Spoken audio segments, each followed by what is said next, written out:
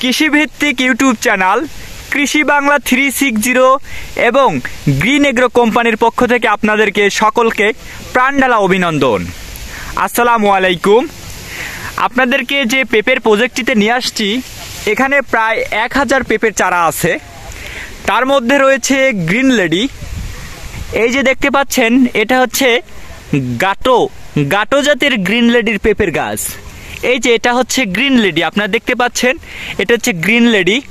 দেখেন খুব সুন্দর, মাশাআল্লাহ, অনেক সুন্দর ফলন আসছে। ফুলগুলাও কিন্তু একদম চোখে পড়ার মতো।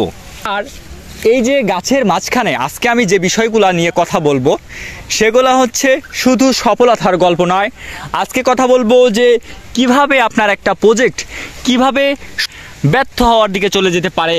আপনারা আগামী দিনে যারা এরকম সুস্থ, সুন্দর, রোগমুক্ত এবং লাভবান প্রজেক্ট আকারে বা বাণিজ্যিকভাবে যারা পেঁপে চাষ করতে চান, তারা অবশ্যই আমাদের গ্রিন অ্যাগ্রো এবং আমার কৃষি বাংলা 360 চ্যানেলের সাথে স্ক্রিনে দেওয়া নাম্বারে যোগাযোগ করতে পারেন।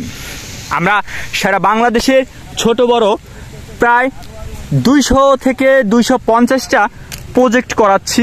এই যে সবজিগুলো দেখতে পাচ্ছেন, মোটামুটি কিন্তু ভালো। এগুলা প্রায় 3 কেজি থেকে 3.5 কেজি এক একটা হবে, অথবা 4 কেজিও হয়ে যায় কিছু কিছুগুলা। দেখেন আমাদের প্রজেক্টের গাছগুলার আপনি একটু লক্ষ্য করলে দেখতে পাবেন যে প্রত্যেকটা গাছই কিন্তু সুস্থ এবং রোগমুক্ত গাছের ভিতরেই কিন্তু আপনি হঠাৎ করে এরকম কিছু চারা দেখতে পাবেন। সুপ্রিয় দর্শক বন্ধুরা, এরকম একটা রোগমুক্ত, ভাইরাসে আক্রান্ত, পোকা আক্রান্ত এই যে চারাটা দেখতে পাচ্ছেন, এর ফলনের কি সমস্যা? এই যে দর্শক বন্ধুরা দেখতে পাচ্ছেন, ফলটাও কিন্তু হলুদ হয়ে গেছে এবং এই ফলটা কিন্তু শুকিয়ে গেছে।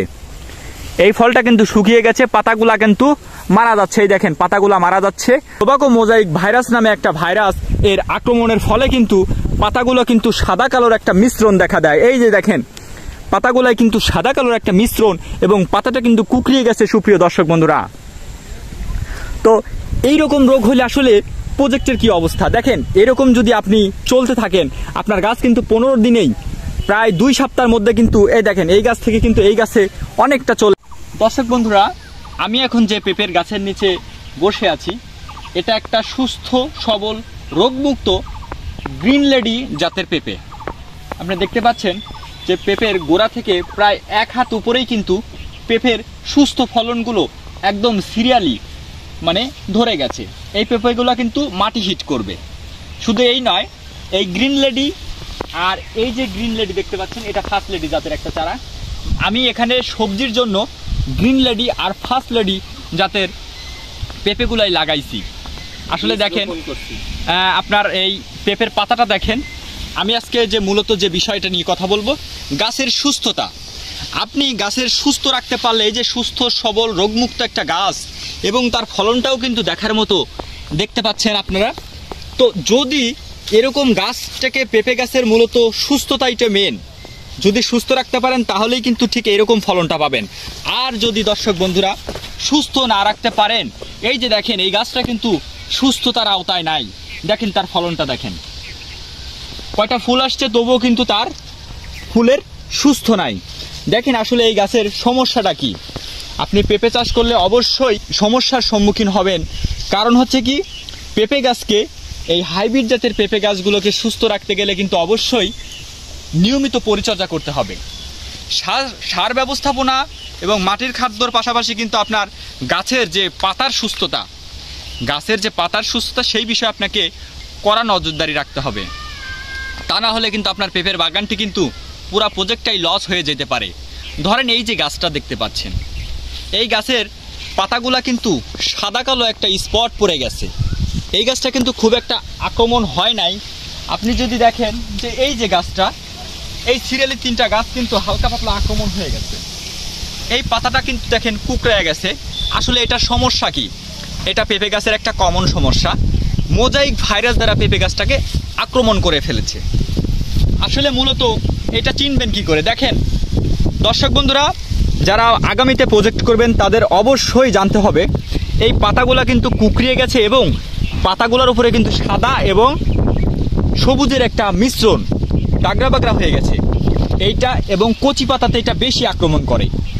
দেখেন এই নিচের এই পাতাগুলো তো মোটামুটি শেষ, কিন্তু এই পাতাগুলো কিন্তু বেশি আক্রমণ করে। এই যে পাতাগুলো এইরকম যখন চিত্র দেখবেন তখনই বুঝতে পারবেন আপনার পেঁপে গাছটি মোজাইক ভাইরাস দ্বারা আক্রান্ত হয়ে গেছে। এখন দর্শক বন্ধুরা আমি এর প্রতিকার, এই দেখেন আক্রান্ত হলে সমস্যাটা মূলত কি, এই দেখেন তার ফলন। আমি একটু আগে আপনাদেরকে ভালো একটা সুস্থ গাছের ফলনও দেখাইছি, আপনারা নিজেরাই তুলনা করেন এই ফলন আর সেই ফলন কি এক ছিল? কখনোই না। এই ফলনটা কিন্তু শুকিয়ে গেছে, এই ফলটা কিন্তু আর বড় হবে না, কারণ এই যে পাতায় যে খাদ্যটা তৈরি হয় এই খাদ্যটা কিন্তু আর, সুপ্রিয় দর্শক বন্ধুরা, এই গাছটা কিন্তু সঠিক পরিমাণে খাদ্য তৈরি করতে পারছে না, তাই কিন্তু ফলনের এই হাল। এখন আমি বলবো এর প্রতিকারটা আসলে মূলত কি। তার আগে একটু বলে নিই যে এই গাছে যদি আপনি এখন যত্ন না করেন তাহলে একটা বিষয় খেয়াল করেন যে পাশের গাছগুলো, এটা কিন্তু মূলত আপনাকে পোকার মাধ্যমে সাদামাছি, জাপ পোকা, লাল মাকড়, এই ধরনের বিভিন্ন রকম পোকা এক গাছ থেকে যখন আরেক গাছে প্রবেশ করবে তখন কিন্তু এই রোগটা ছড়িয়ে যাবে। দেখেন এই গাছটা প্রথমে আক্রান্ত হয়েছিল, এই গাছটা তারপরে হালকা একটু আক্রান্ত হয়ে গেছে। দেখেন এইভাবে কিন্তু পুরো বাগানটা একসময় ধ্বংসের মুখে চলে যাবে।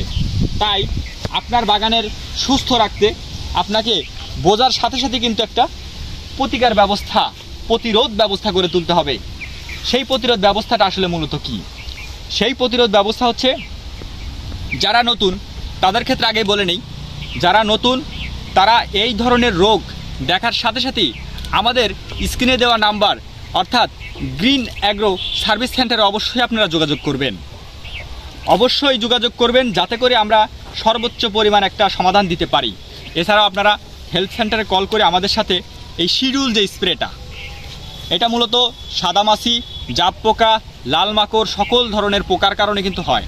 তার জন্য আপনারা অবশ্যই যারা জানেন যে অ্যাবামেকটিক বেনজয়েড গ্রুপের কীটনাশকগুলো দিতে হবে, অ্যাবামেকটিক বেনজয়েড গ্রুপের কীটনাশক দিতে হবে। এছাড়াও ক্লোরোফিনাপাইর গ্রুপের কীটনাশক দিতে হবে। আরও পোকা মারার জন্য যে টিডো প্লাস, ইমিটাপ, এগুলো হচ্ছে প্রাথমিক অবস্থায় আপনি দিতে পারেন। কারণ সুস্থ গাছে আপনারা প্রতিদিন যদি এই জিনিসটা কন্টিনিউ করেন সেক্ষেত্রে কিন্তু আপনার গাছের রোগ বালাই আসার সম্ভাবনা অনেকটাই কম। এছাড়াও যখন গাছে রোগ লেগে যাবে তখন কিন্তু এরকম সাধারণ কীটনাশকে কাজ হবে না, তখন আপনাকে অবশ্যই কড়া মানে পাওয়ারফুল শক্তিশালী যে কীটনাশক সেটা অ্যাপ্লাই করতে হবে 3 সপ্তাহ, প্রথম সপ্তাহ এবং দ্বিতীয় সপ্তাহে অ্যাপ্লাই করার পর আপনার গাছটা কিন্তু সম্পূর্ণরূপে এই যে এরকম হয়ে যাবে, এরকম গাছ কিন্তু এরকম হয়ে যাবে। আমরা এই প্রজেক্টে আমাদের গ্রিন অ্যাগ্রো সার্ভিস সেন্টারের যে শিডিউল স্প্রে আছে সেটাই কিন্তু মেনটেন করি। দেখেন এর কারণে কিন্তু প্রত্যেকটা গাছই মোটামুটি সুস্থ।